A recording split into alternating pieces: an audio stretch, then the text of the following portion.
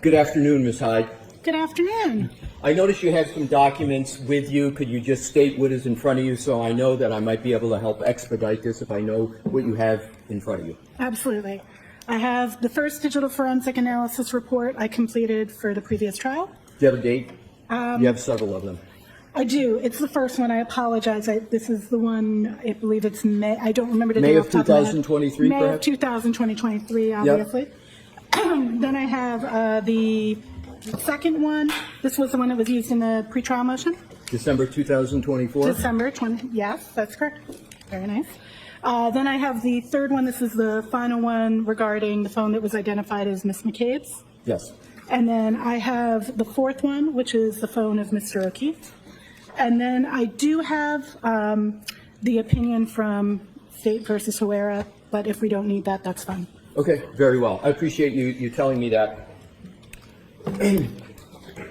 In March, and you recall on your direct examination, Attorney Brennan asked you questions going to your experience and qualifications. Do you recall those questions?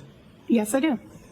You were involved in a case, is actually a murder trial in the state of Maryland in a case called State v. Herrera as recently as March of 2025, correct? Correction, it's an attempted murder. Attempted murder. And in that particular case, you had attempted to offer various opinions to the court, correct? I object. You have to move along from this case, from what you're talking about. You have to move along from that moment. So with regard, do you recall another case from the state of Massachusetts, Arrington case, in which you submitted a pro se amicus? Do you recall that case? I do. And is it correct that in that case you submitted arguments on behalf of the prosecution in that case? I submitted an amicus brief, which is not on behalf of anybody. It's as a friend of the court. Right, but the Friends of the Court, you took a position in that, quote, Friends of the Court brief, correct? Took a position on the evidence. Right, and the position you took on the evidence was that the frequent location history data is reliable and should be used. Is that correct? The statement is that I do not have that amicus in front of me. It has been a year and a half since I've read it. But that amicus does discuss frequent location history records, and I want to be clear, it speaks to both bias on both sides and negative and positive of submitting it. It was an unbiased writing, and it was not specifically in support of the prosecution. So you are testifying in this case on behalf of the prosecution, correct? In this case, I was hired by the prosecution. Right. That's correct. And the prosecution is paying you for your services in this case, is that correct? Yes.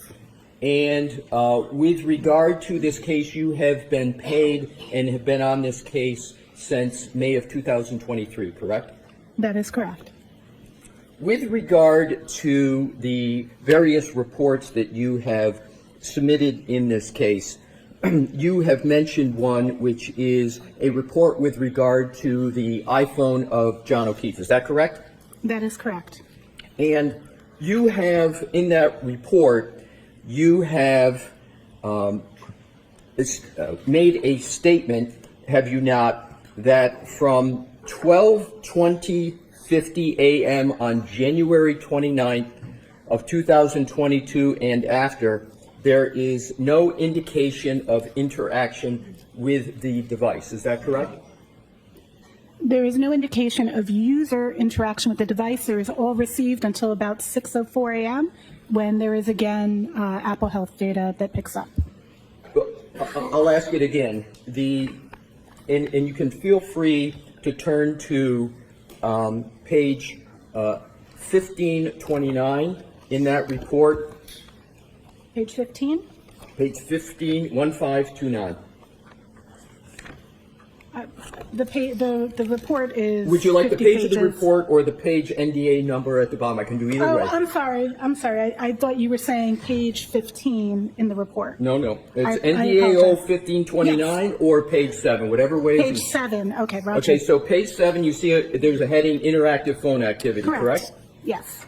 And at the top it says using a variety of different artifacts, we can see active interaction with the mobile device up until 12:20. Yeah, you have to Slow down. Okay, sorry about that. I'm just trying to move it along, but I will be slower. I'll repeat, using a variety of different artifacts, we can see active interaction with the mobile device up until 12:20:50 a.m. ET. You see that statement? Yes. And that if you skip down, I'm going to skip a couple sentences to the paragraph under the chart, and this is the key part. Okay. It says, from that point, and I'm understanding that point to be the 12:20:50 a.m., correct? You need to say yes or no, I'm sorry. Yes.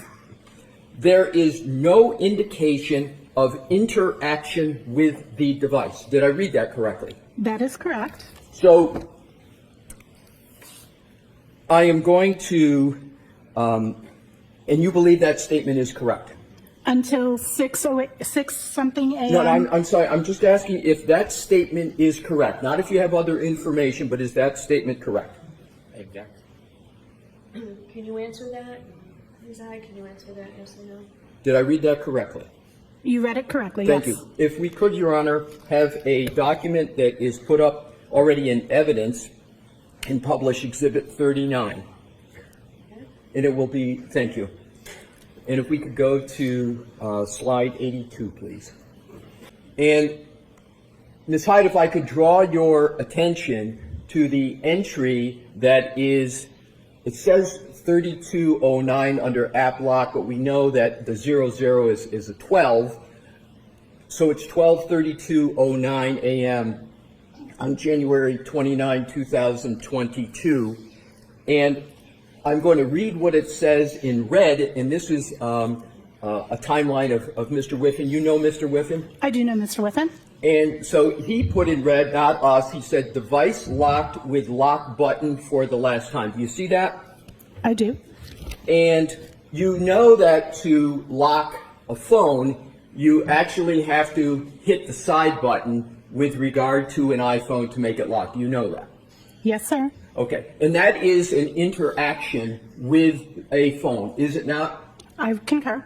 So that means that that interaction with the phone occurred at 12:32:09, correct? I did not review that specific artifact. I cannot attest to Mr. Whiffen's exam, only to my own. So do you have any reason to believe that what is in evidence in this case that Mr. Whiffen has produced, and that do you have any basis to contest the fact that the device was locked with a lock button for the last time on the phone of John O'Keefe at 12:32:09 as you sit here? I cannot contest it because I do not recall looking at that specific artifact. Don't you think it would have been appropriate to be accurate as a digital forensic analyzer on the topic of the last of an indication of interaction with the device? Don't you think it would have been appropriate to look at that 12:32:09 in any of the tools you said you used on direct? I did not correlate that artifact in my timeline. I understand you didn't, and my question is, you make a statement. Well, let me back up. Do you understand that in this case, as in many cases, that matters of seconds in activity can be determinative of a case? Do you understand that from your experience? Absolutely. So it's important, therefore, to get activity right for any data forensic examiner when they're issuing reports about activity, particularly of a decedent. Is that important? Absolutely. So isn't it correct that the statement that you make on page 7 of your report, that from that point, 12:20:50, there is no indication of interaction with the device, is incorrect? I cannot make that without going back and reviewing and validating the artifact you just produced from Mr. Whiffen. I would need to validate that in order to respond to that. But as you sit here, you have no basis to contest what Mr. Whiffen has stated, that there was a lock button on the side of the phone of Mr. O'Keefe a full 12 minutes after you say there was no interaction with the device. Is that correct? I don't. I would have to review that portion. Is there anything that had prevented you from reviewing that in that data before you wrote this report? Not that I can think of. I would have to go and re-review that. My question is, I don't know if that artifact, I have not reviewed that artifact, so I cannot speak to an artifact I have not reviewed, and I did not, that is not my report, that's Mr. Witham's report, so I cannot speak to that without going back and reviewing that evidence. isn't the interaction with the device, a lock button, readily available to you in the data that you have and had in your possession when you wrote this report? Yes. Thank you. If you could please turn to, in the same report, page 1528, which is your page number 6. And I just want you, please, to go to the, just put a placeholder in that, and if you could now just go to the conclusion, which is your page 50.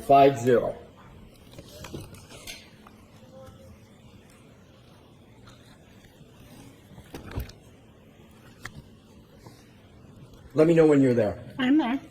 So in the conclusion, you state that starting at 12:01 a.m. on January 29, 2022, the mobile phone was in use with activity of Waze navigating to 34 Fairview Drive, Canton, MA, active interaction with the screen, steps, audio playing, text messages and calls until 12:31 a.m. EST on January 29, 2002. Did I read that correctly? Yes. That statement is also incorrect, isn't it? On what basis? I Do you believe that statement is correct or incorrect? believe that the statement is correct regarding those artifacts that are mentioned in that statement, yes. Okay, if you could please, if you could turn to page 1535 of the same report. Can you give me my page number, please? I will. I'm Okay, just, thank you. You're welcome. If you could turn to your page 13. 13, Roger. Yes, I'm there. And do you see an entry that says 12:31:56, which is the same time in the conclusion, but I'm going to develop it. I believe I know where you're going. Hold on. I'm sorry. I need to ask the apologize. questions. Yes. I appreciate you looking to help, but if I could, I'd appreciate it. Absolutely. Thank you. So it's got health steps, and it has steps 36, duration 20.9 or 20.398 seconds. Did I read that correctly? That is absolutely correct. So if you look at this data point in your report on page 13, the steps began at 12:31:56, but they ended 20.39 seconds later at 12:32:16. Is that correct? That is correct. So therefore, your statement in your conclusion, if you could go back to 50, and this is in your conclusion, your statement there is that the steps, the mobile phone is used with activity, including steps, until 12:31 a.m. EST. That should read until 12:32:16, correct? It depends on your interpretation of interaction. As a user is walking, they're not actively interacting with their device. It's their movement that is. It's not direct interaction with the screen. But I would agree to your view that that could be interpreted as needing an additional 20 seconds. Isn't the more correct way to state the conclusion that the active interaction when it comes to steps is not calibrating using the screen, but the phone is calculating steps taken? Isn't that correct? That is correct, but that's not interactivity with the device. I understand, Yes. but the sentence reads, includes steps, and the more accurate way to have stated that would have been to put 12:32:16 instead of 12:31 a.m., correct? I'm sorry, you just said 12:30. I did this to the minute, not to the second. Could you rephrase what you were stating? Well, I'll state it again. I appreciate that. You're welcome. So isn't the more correct way to state this important data point in your conclusion, instead of saying active interaction with the screen and steps, etc., until 12:31 a.m. EST, the 12:31 should be 12:32, because the steps that you have on your page 13, by what you conceived, is the duration of 20 would have brought it to 12:32:16, correct? I would state that depends. I believe either is a correct way to state that. Based on interactivity, based on your interpretation, your definition is more correct. Okay, thank you. And it's not my interpretation. I'm reading from your report, correct? Your interpretation that 1232 is a more correct representation of interaction is based on your theory that interaction concludes when the steps end. And I'm saying both would be acceptable. Okay, so let's follow up on this. Sure. Isn't it correct that it isn't my theory when the steps ended? Oh, it's if I okay. could just finish, Please, because if absolutely, we sorry. talk over each other, the stenographer's not going to get both of us. Thank Agreed. you. So it's not my theory. It's just the simple math from an entry you've made on page 13 that the steps began at 12:31:56. They ended 20.398 seconds after that, which, just doing the simple math, is 12:32:16. Did I do the math correctly? That is correct. Okay, I'm not thank you. debating that. Thank you very much. So now what I'd like to do is to go to page 1528 of your report. Do you have my page number for that? I'm sorry. Yes, and I appreciate that you go page number, so I center in on the lower one, then I'll go immediately to the one. So it's your page 6, Ms. Hyde. Thank you. You're welcome. Just let me know when you're there. I'm there. If you could please go to Apple Health Data Steps. And we've been talking about steps because they're important enough that you put them in a report, correct? That is correct. So let's go to an important data point, therefore, in your report, in the chart, which is the second entry, which is, as you stated, 12:21:10 a.m. Do you see that? I do. And you note under the data that John O'Keefe's phone registered 80 steps at 12:21:10. Did I read that correctly? You did read that correctly. And those 80 steps constituted 191.253 seconds, as you state, correct? That is what is stored in that database, correct? And is my math correct, so that the jury understands this perhaps a little better? Sure. That 191.253 seconds equals 3.2 minutes? Approximately, yes. Approximately. I'm doing the math in my head, so that's why I said approximately. Right. Understood. So am I reading this entry correct, that you're stating what the data shows, that 80 steps were taken by the phone of whomever had the phone of Mr. O'Keefe? There were 80 steps taken at 12:21:10 a.m. on January 29, 2022, for a length of time of 3.2 minutes. That is what the phone registered. That's what the phone registered. Very well.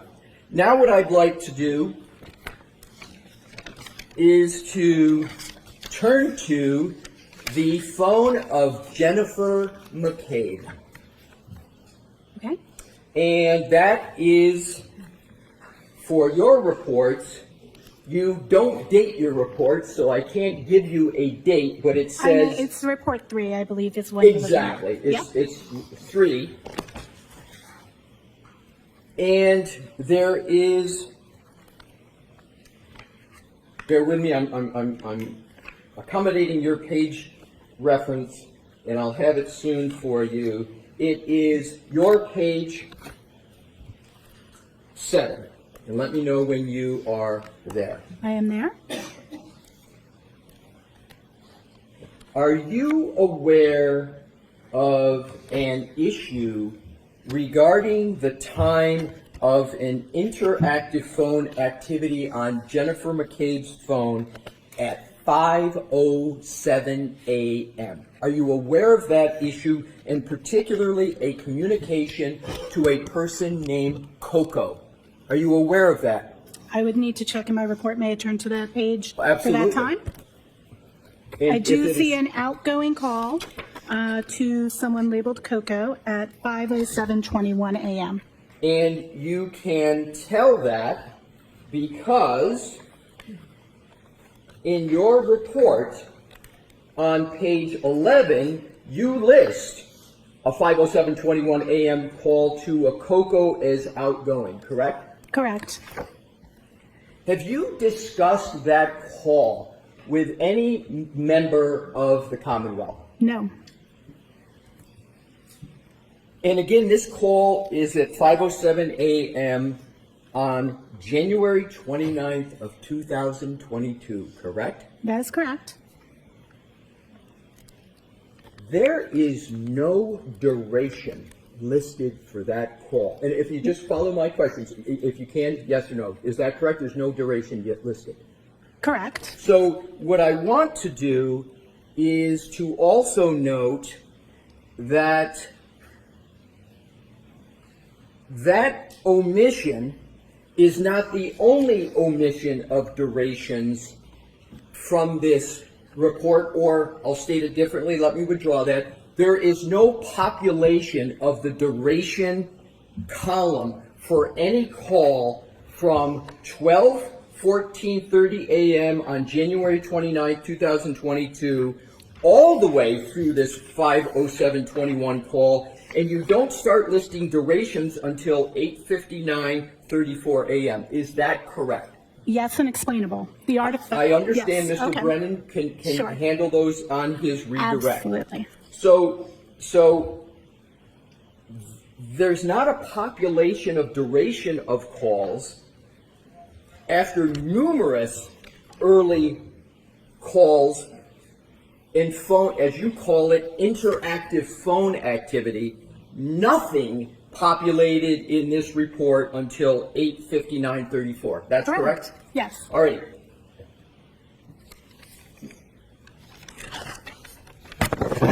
Now what I'd like to do is to turn to the 22740 artifact that was the subject of much discussion on direct.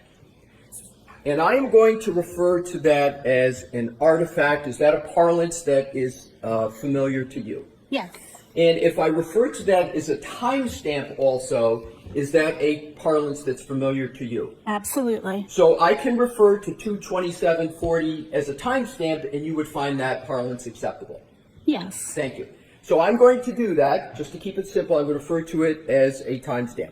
Now, you've been on this case working for the Commonwealth since May of 2023, correct? May 4th, 2023. That is correct. So you've been on this case for 2 years, correct?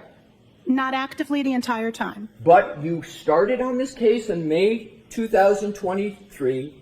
You issued a report in May Correct. of 2023, correct? Correct. You issued a report in December of 2024, correct? Correct, after being rehired in November. Right. And you issued more reports in 2025, correct? That is correct. So all of that activity has been on this case, correct? All on this case. That And is that's correct. been all on behalf of the prosecution, correct? That is correct. None of that work has been done on behalf of the defense, correct? That is correct. So let us now go to the timestamp of 22740.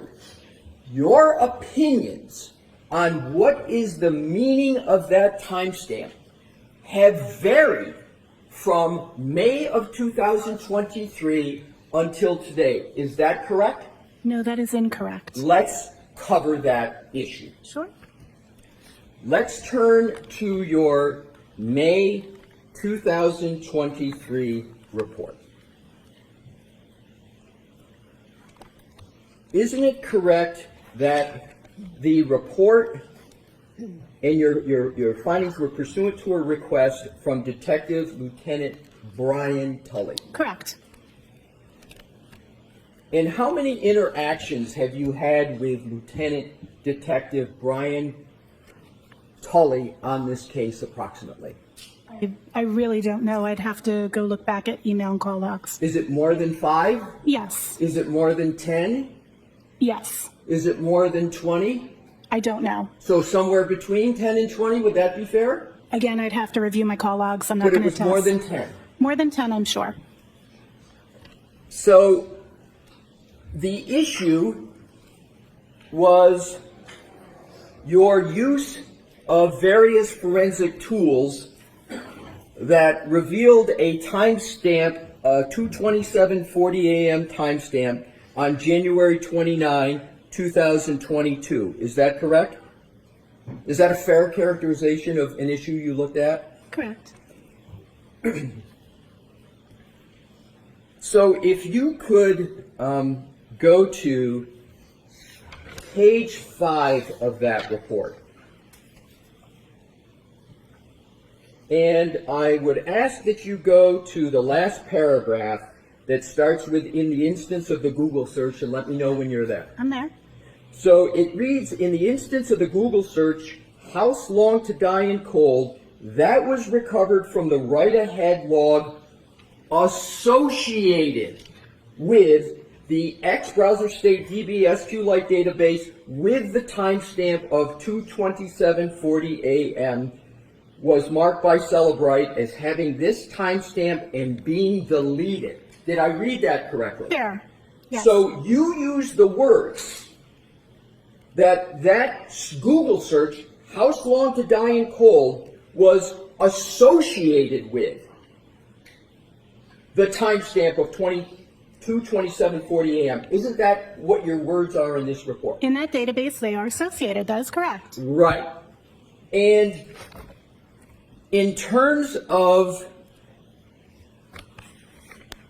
page 3, if you could go back, of your report, under relevant findings. It starts with, "There were 2 searches of interest that took place on the iOS device," and we're talking about Jennifer McCabe's device, correct? The device that was identified to me as Jennifer McCabe's. Yes. That's identified to you as Jennifer McCabe. And it's what you talked about on direct examination as her device, Absolutely, right? yes. It's not a mystery as to whose it is. It's not like you don't know, right? In direct, I also use the phrase "identified to me as Jennifer McCabe's." Right. But your conclusion is the device you've been working on and analyzing for 2 years is the device of Jennifer McCabe. That is how it was identified to me.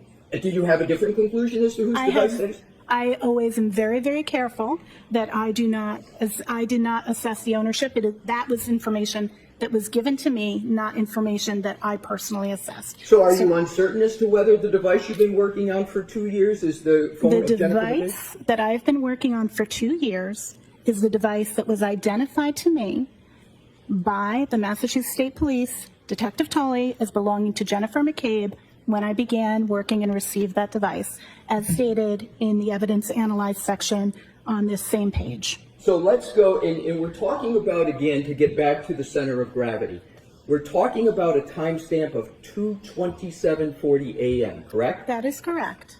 And when you issued your first report in May of 2023, the timestamp you were looking at was 2:27:40 a.m., January 29, correct?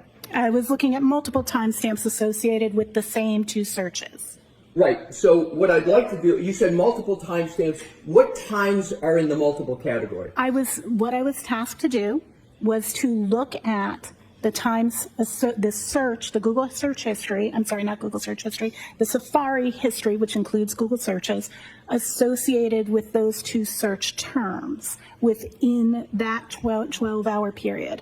That was the particular task, not the task of looking at the 227, just for clarity. Right, and I appreciate that, but my question wasn't that. My question was, I thought I heard you on direct examination, which is why I repeated the question that I thought I heard on direct, but I'll ask you the question. Sure.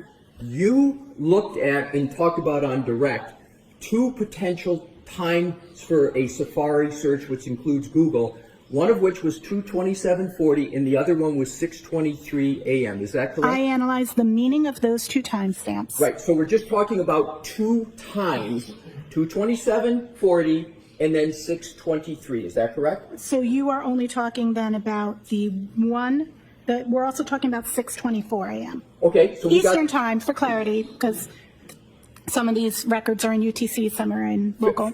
fair enough. So you've got 2:27:40, you've got 6:23, and you got 6:24 that you were looking at, correct? There are other timestamps that exist in the realm of what I was looking at, but those ones, correct, are the ones that are relevant in this report.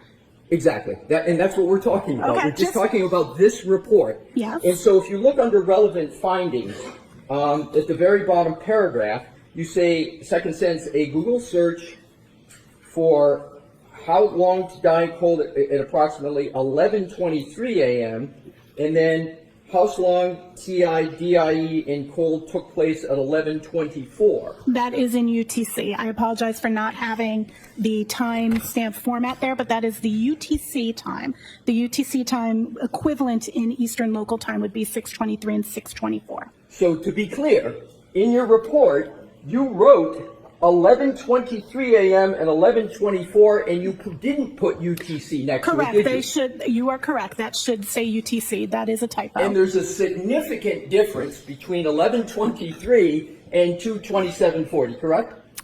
11:23 is UTC, so its equivalent in Eastern Time would be 6:23. The artifact of 2:27 is already in local time, so that is in Eastern Time. So what we would be comparing is 2:27 and 6:23 and 6:24 to be appropriate. They're taking into account the data storage and which ones are in UTC and which ones are in local time. I understand your explanation now. Perfect. But in this report, there is no UTC time down. You have two additional times in addition to the two times, two different numbers added to the two, correct? The UTC was a typo. It should say UTC next to those, and the chart shows all of those artifacts in EST and is clearly labeled that they're all in EST. So you would agree that it's better stated to state it a different way than you have in your report? I would say that both are equivalent. I should have had UTC there. But yes, it's easier for the audience to speak in EST. I would say forensics examiners typically communicate in UTC, but we translate for our reports.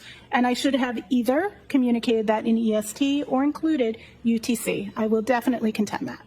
So in terms of your May 2023 report, your first report in this matter, Yes.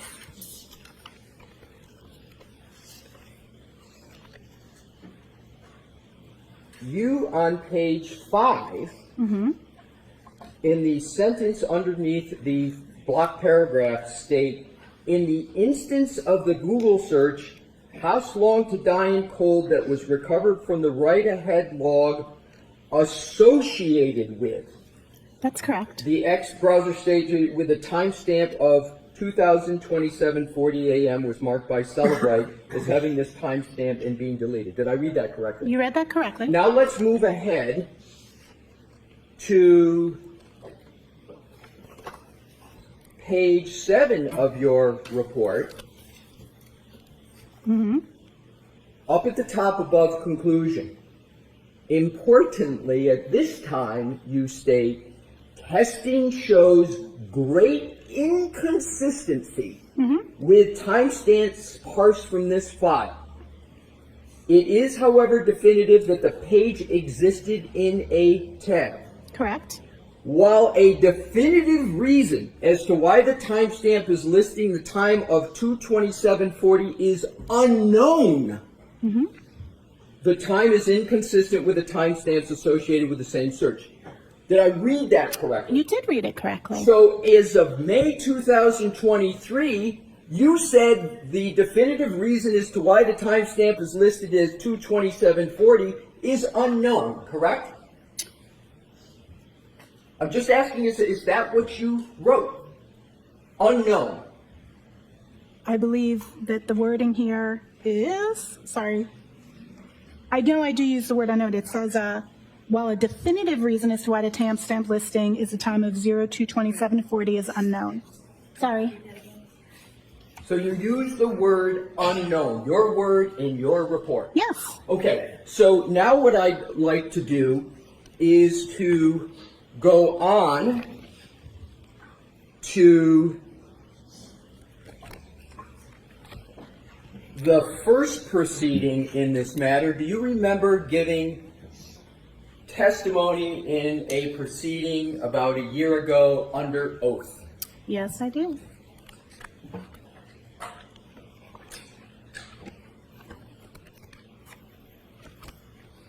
I am now going to go to that testimony, and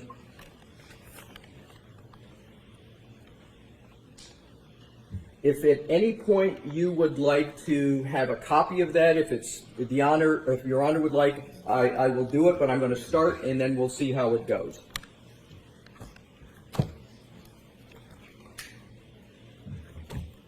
So, bear with me a moment. Do you recall in that testimony stating that you processed the image in several forensic tools? I used Celebrite Physical Analyzer, and then you list many other tools. Do you remember giving that testimony? We have a page. I'm sorry, Mr. Brennan, I thought I'd given it 1-12. My apologies if I didn't. It's June 14, 2024, page 1-12. Thank you. You're welcome. So, do you recall giving testimony about the various tools you use for this timestamp? I do. And do you recall stating that those tools were commonly used digital forensic tools that are very standard? Do you recall that? I'd have to see the wording that I used at that exact time. Would it be helpful to refresh your recollection if I showed you that? It would be great. I would greatly appreciate that because I do not recall the precise wording, but I know that I Fair spoke to enough. the I'll tools get I that for used. you. May I approach, Your Honor? Yes, Mr. Alessi, you offered a transcript. Do you have the whole I have a whole transcript? transcript if that helps. It might speed things along. Agreed? Okay. We have one open. Ms. Hyde, I'm going to give you a transcript. Thank you. I appreciate it. Thank you so much. And you said we're on 112? Yes, please.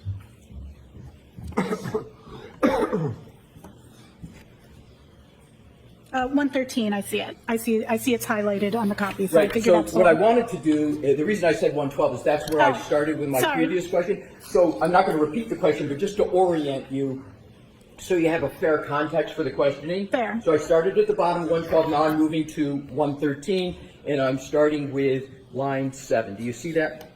I do. And it says, yes, they are commonly used digital forensic tools that are very standard for other forensic examiners to use on mobile exploitation. Did I read that correctly? That is correct. And then if you go down to line 22, you testified in that proceeding, so it's important to use multiple tools so you can see the results from different data sets, and be able to compare those results and enhance those with manual analysis. Did I read that correctly? You did. That's correct. And then going up to page 114, line 5, Slow down a little bit, Mr. Alessi. I will, Your Honor, thank you. Yeah, that's very, very typical for me to process with multiple tools to ensure that I'm getting the most complete interpretation from forensic tools.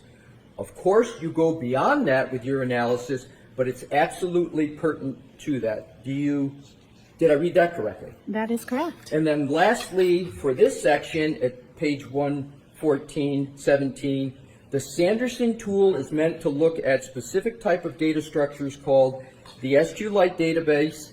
XQLite databases are very nuanced, and this particular tool allows you to take that database and explore it at a deeper level than the other forensic tools allow. Did I read that correctly? Yes, you did. Thank you. Now if we can go to page 124 of the very same testimony.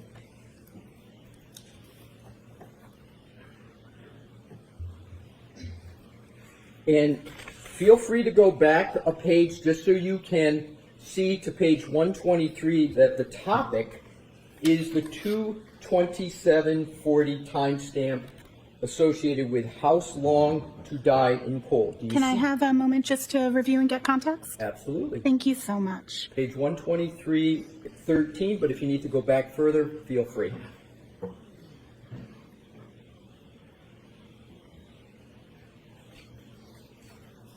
Okay, I'm good. Thank you. You're welcome. So what I want to do is start with page 1-23, and this is your testimony. On line 16, I have them in the timestamp order that is associated with the artifact. You use that word associated again, correct? Did I read that Correct. correctly? Yes. And that's associated with the Google search, House Long to Die in the Cold, and a 2:27:40 a.m. timestamp, correct? That is correct. Now if you turn the page of the testimony,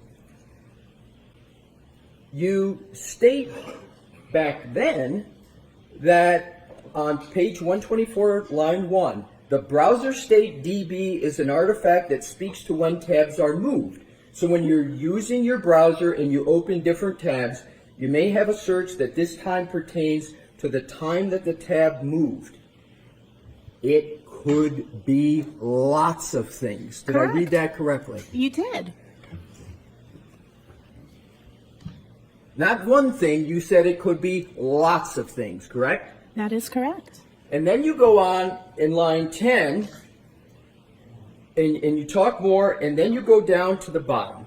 You go down to line 20, and you testify, we cannot tell by this particular artifact what time that search occurred. Did Absolutely. I read that correctly? It's specifically pertaining to that particular artifact that in browser state DB that does not tell us what time a search occurred. That is correct. Right. So you stated, and it was your statement then, we cannot tell by this particular artifact what time that search occurred, correct? That particular artifact. Okay, so now let's keep going.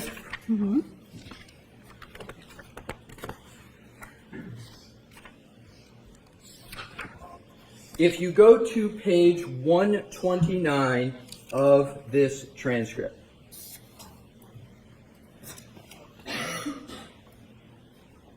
I'm there. at the top, Sure. line 1, 227 isn't necessarily one time when the tab was closed. That's in my report. I say it's undetermined. Remember we were just reading your undetermined Absolutely. in your May 23 report? Correct. Because there's a lot of things that can cause that time stamp to be there, including tab being moved, tab being minimized. The next sentence. I don't know exactly what caused the tab to get that particular entry, but it's not, that timestamp is not indicative of the time of the search or any URL that's visited. But the first part of it is, I don't know exactly what caused the tab to get that particular entry. Did I read that correctly? You read 100% correctly. Thank you. Now if we could turn to page 130 of your testimony. I need to object.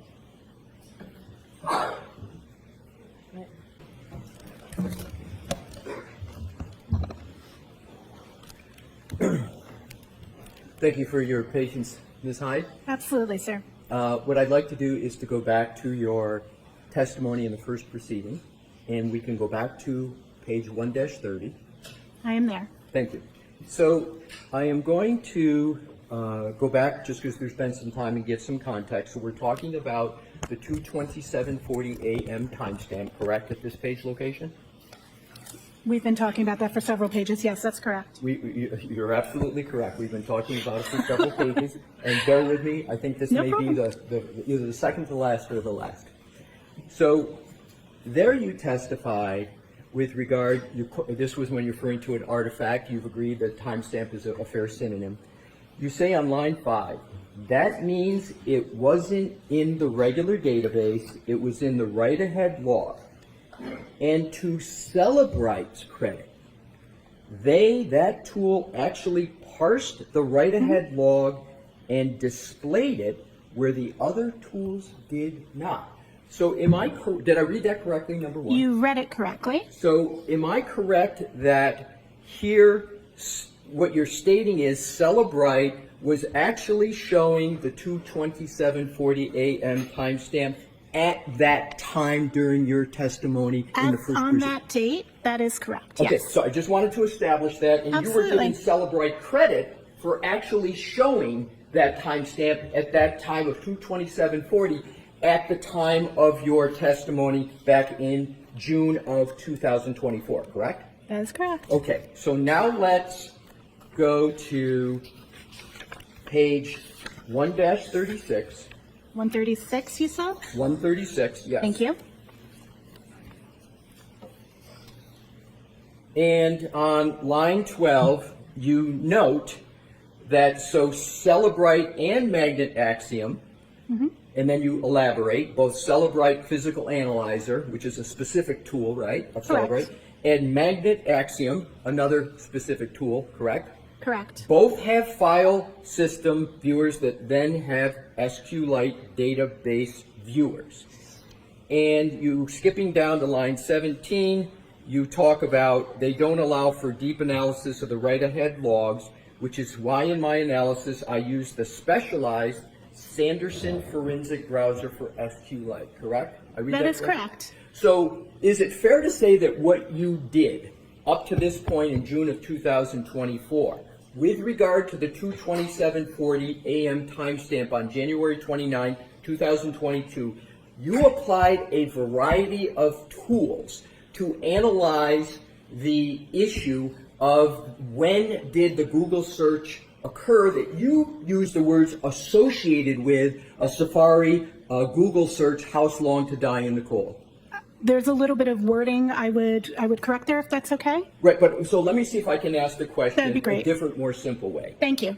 You're welcome. So you used a variety of tools to analyze that house long to die in the cold search, correct? Plus manual analysis and testing, yes. Plus manual analysis and testing. Alrighty, now let's leave the testimony Okay. and let's go to your next report. And your next report is December 2024. Do I have I have the it correct. chronology correct, Ms. That Hyde? is correct. So in December of 2024, just approximately 6 months ago, you issued another report, correct? That is correct. And you got the request for that report also from the Norfolk District Attorneys, correct? That is correct. And you state in regard, well, that report regarded the analysis of the same timestamp, correct? Correct. To 2:27:40 timestamp. And in that report, under relevant findings, you state, and this is December of 2024, so it's from your May 2023 report, it's approximately a year and a year and a half. Is that approximately from your May 23rd report? Approximately. Approximately a year and a half? Yes. So a year and a half after what we just reviewed in your May 23rd report, and then just months after the testimony of June, right? So about 6 months after your 6 months later. June testimony that we just went through, you went and looked at this issue again, correct? That is correct. And isn't it correct that when you were asked to look at the same timestamp in December of 2024, that Celebrite removed the timestamp from their list? Celebrite did remove that timestamp from the tool. That is correct. Okay. And that timestamp was the subject of extensive reports and testimony that you participated in the first proceeding, correct? That is correct. And even though that timestamp, 2:27:40 a.m., that showed up in Celebrate Tools, Magnet Forensic Axiom showed up, that was removed by Celebrate, correct? Celebrate no longer reports it. The evidence is still in the data. I want to be clear, just that it doesn't change the data. They just removed it from their automated parsing and reporting. Right, so they Correct. removed it from their automated parsing and reporting, correct? Yes, they did. That is correct.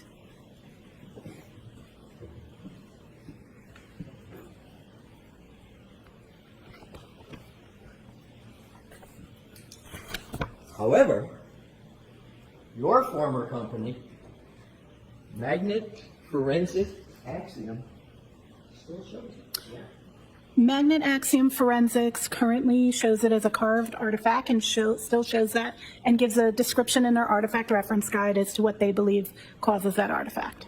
I'm going to ask the question. Yes, it does. Magnet Axiom Forensics, where you used to be the director of forensics, That is correct. still shows that timestamp, right? Yes, yes, But Celebrate doesn't in the automated that is correct. tools. That is correct in their automated parsing. And you would agree that Magnet Forensic is a very reputable company, right? Correct. Let's go back to your December 2024 report. Do you recall just moments ago when we went through your testimony in June of 2024 in the first proceeding where you stated various times how it was, I'll use the term best practices, to use multiple tools to analyze the timestamp? Correct.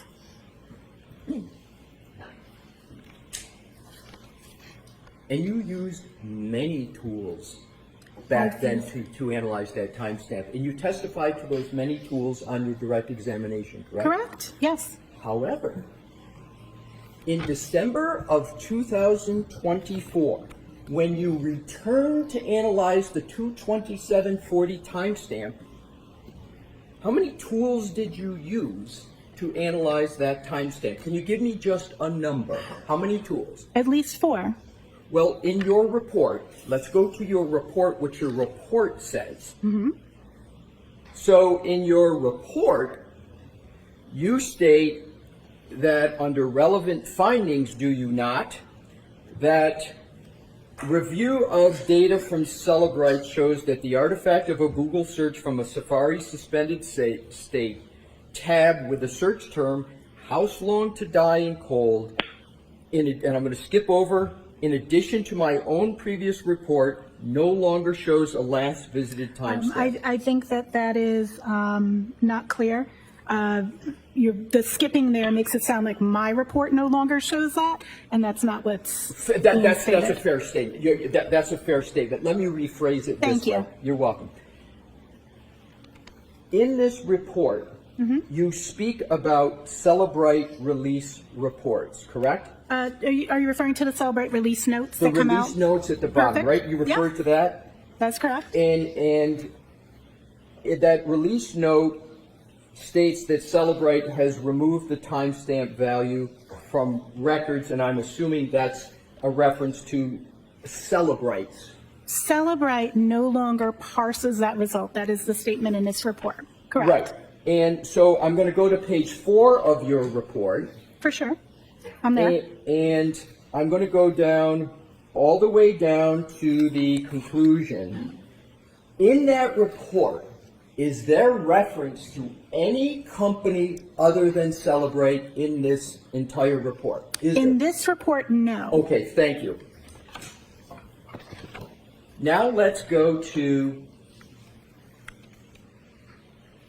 your prior testimony in the first proceeding, where you said that it was important to use multiple tools. Absolutely. Do you still stand by your position that you've given today and that you gave in June, that it's important to use multiple tools? Absolutely.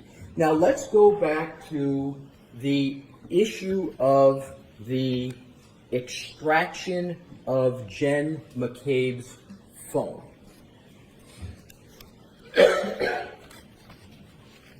And what I want to do is to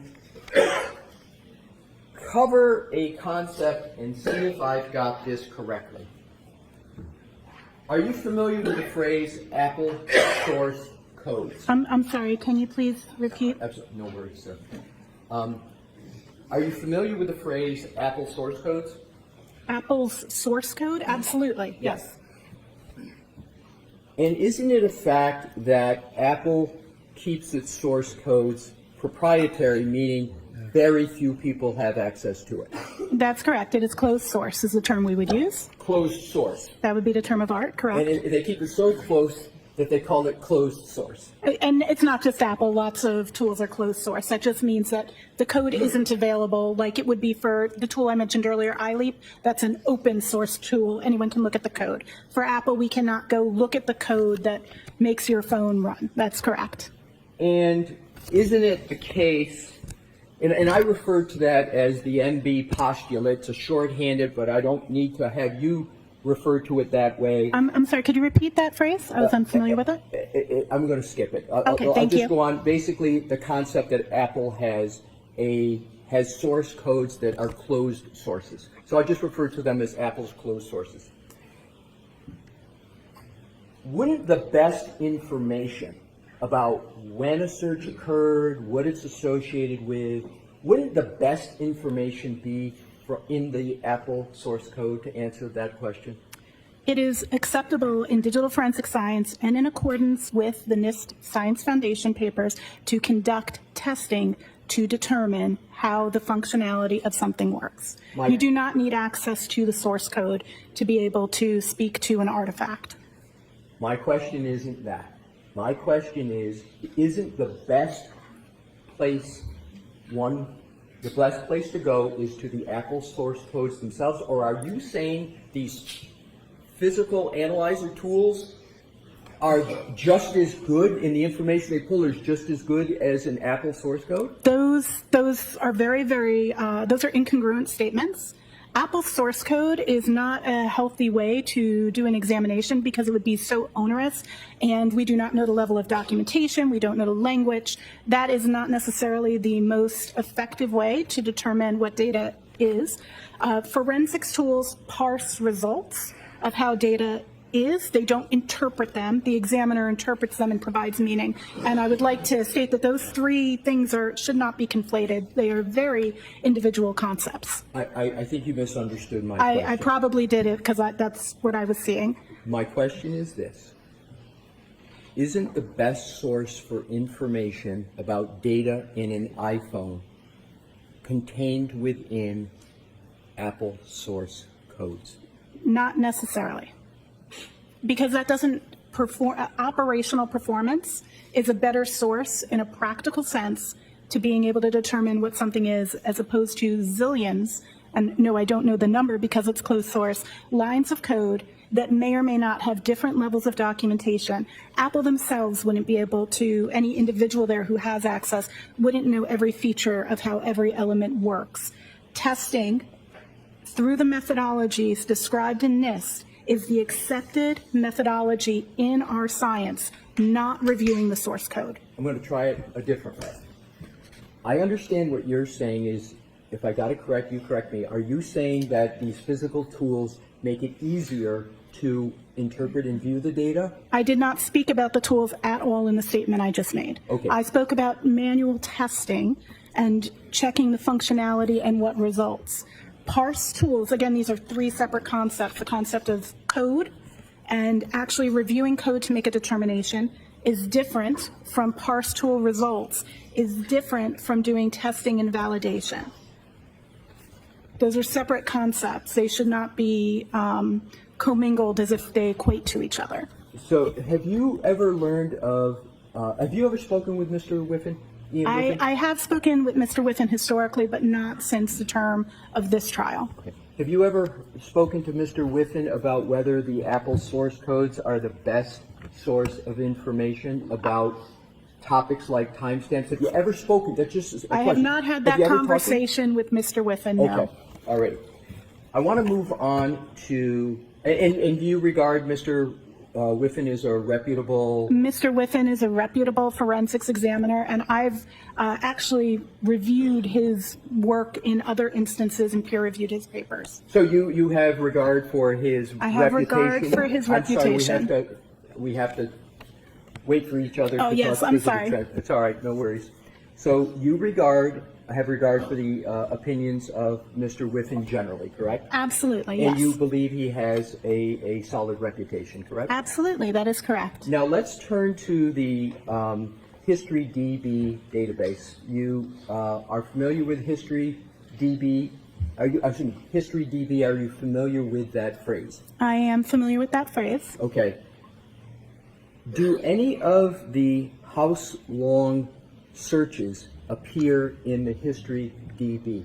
In this instance, no, we do not have artifacts in the History DB of either of those two searches. So I want to just repeat that in a different way. So the History DB, is that considered a valid and valuable source of information in an iPhone? That is a valuable artifact for Safari history. That is correct. But the house-long searches we've been discussing do not appear in that History DB, do they? That is correct. You spoke about PYF, PDF on your direct testimony. Do you recall that? I do. It's the Python framework for PDF. It is a GitHub tool, one can download from GitHub to utilize to create PDFs using Python code. So a developer in a tool would integrate that to create a PDF. And the PYF, PDF can have the variables set, correct? Yes, the Python script allows the developer to set things such as their name that they created the document. Yes. I want to go to the extraction of Jen McCabe's phone that you talked about on direct examination. Is the hash value signed or unsigned? A hash value isn't signed. I believe your question you're asking me is if the Adobe document that contained, the PDF that contained the hash values, are you asking me if that's signed? Because a hash value is something that matches. A hash value isn't signed.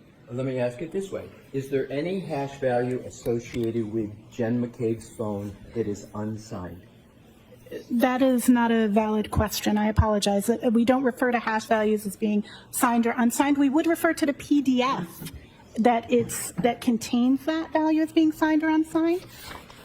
Have you ever read a report of Mr. Ian Whiffen in this case?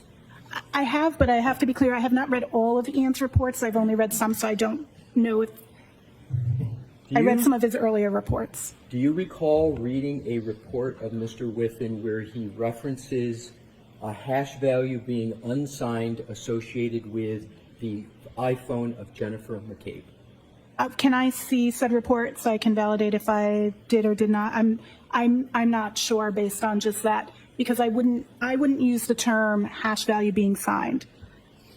I did see a report in which Mr. Whiffen spoke to the PDF not being signed. I just want to try to shortcut this and work off your last statement. You're now saying you do recall seeing a report of Mr. Whiffen where he said a PDF was unsigned? I need to see, I do remember him referencing the PDF. I would need to see the report, especially since the characterization of hash value being unsigned is not a term of art that I am familiar with in our field. Let me ask if you agree or disagree with this statement.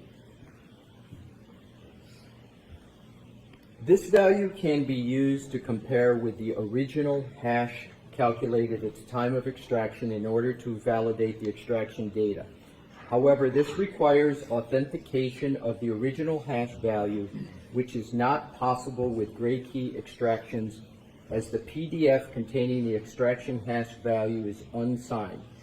Therefore, this hash value could be used as a suggestion of authentication, but cannot be guaranteed 100%. Do you agree or disagree with His that? statement there says the PDF is unsigned, not that the hash value is unsigned. Right, but it's nonetheless unsigned, correct? The PDF is not signed. That is a correct statement. Gray key PDFs that purport that value are not an Adobe signed document. Do you know the history of the extraction of Jen McCabe's phone? It's yes or no? Can you provide more clarity? What do you mean? Do you mean from the time the image was made?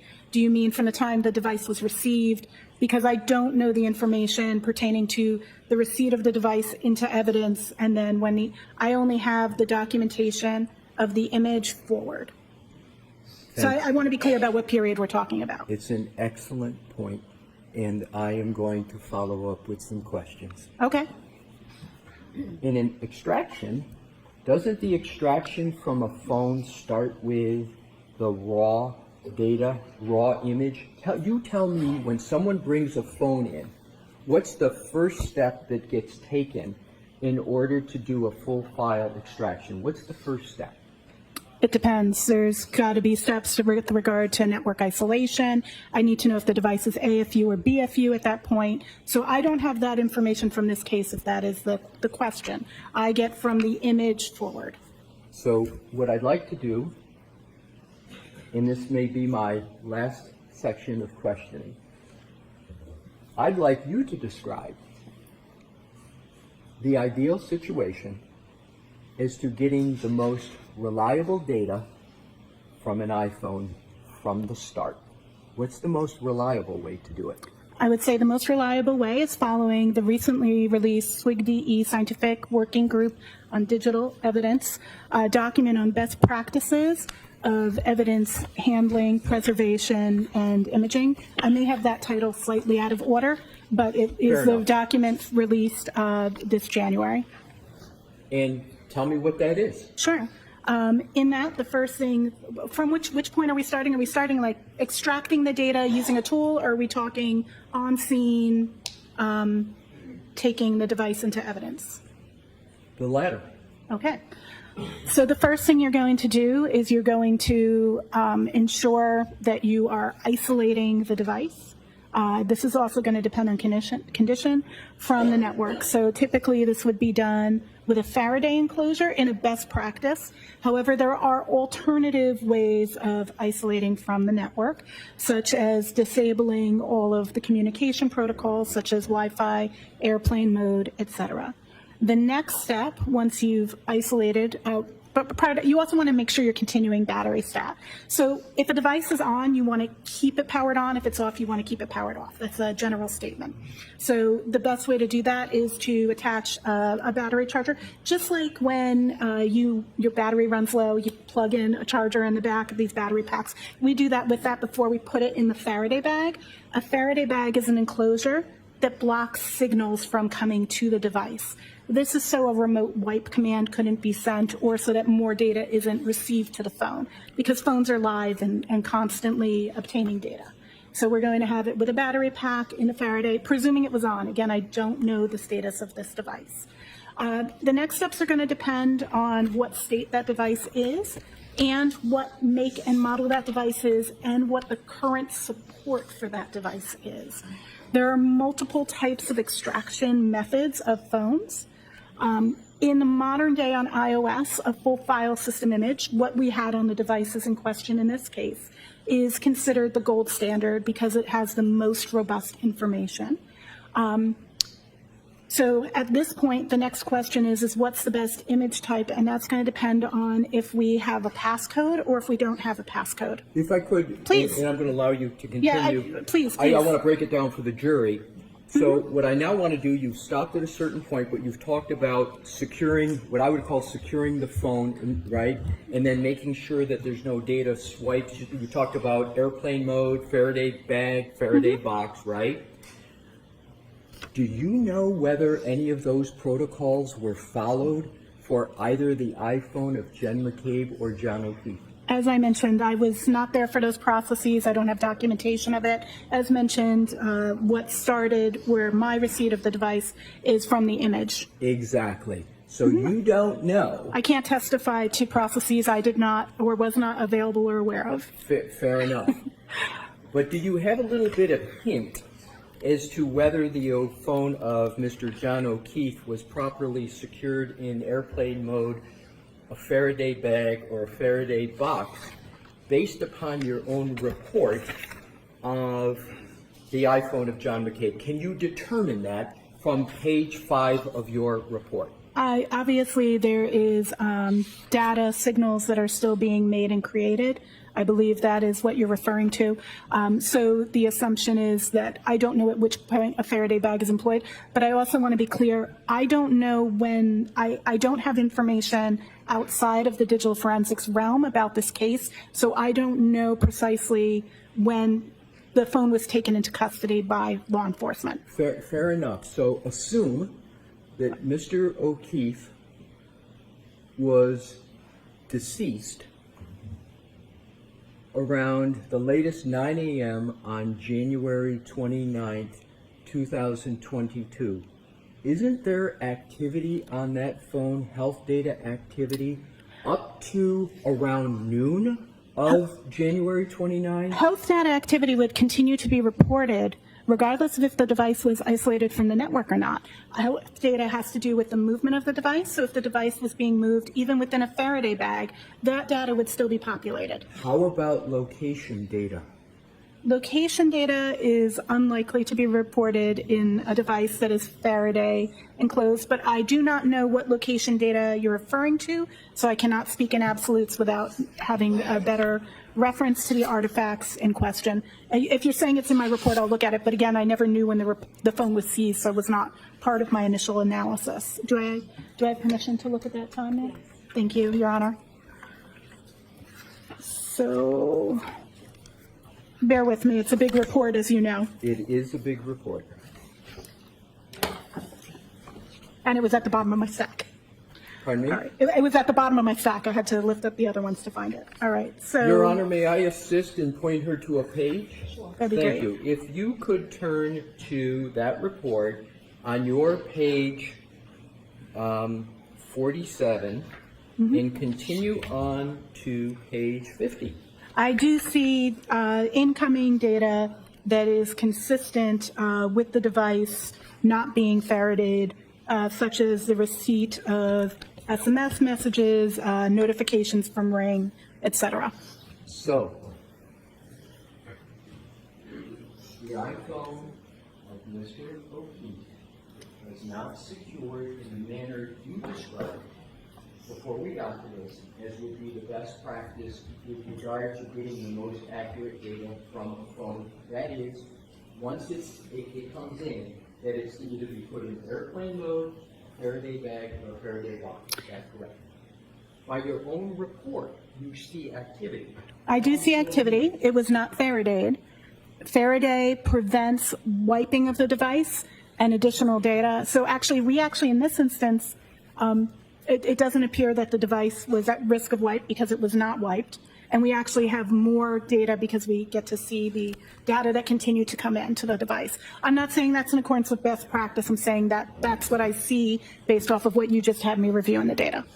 It sounds like you're trying to justify. Oh, I'm not if trying to right or justify. wrong, you tell me. It sounds like you're trying to justify the fact it wasn't secured. Am I correct? Or No, you're incorrect. I'm just stating we have, you asked if we had more data or less data. We actually have more data with it not being Faradayed, but no, best practice would be to Faraday. I That wasn't my 100% question. agree. My question wasn't, is there more or less data? My question was simply, doesn't your own report Sure. show activity up until noon on January 29, 2022? Correct. And for clarity, my scope was till noon, so I don't know if there was activity beyond that. Right, but as far as your scope goes, I want to be clear. Yeah. There is activity on Absolutely. this phone, Absolutely. The which phone- shows that it was not put in airplane mode, it was not put in a Faraday bag, and it was not put in a Faraday box, and that failure is not best practice. Correct. It is not in accordance Thank with you. the best practices. I agree.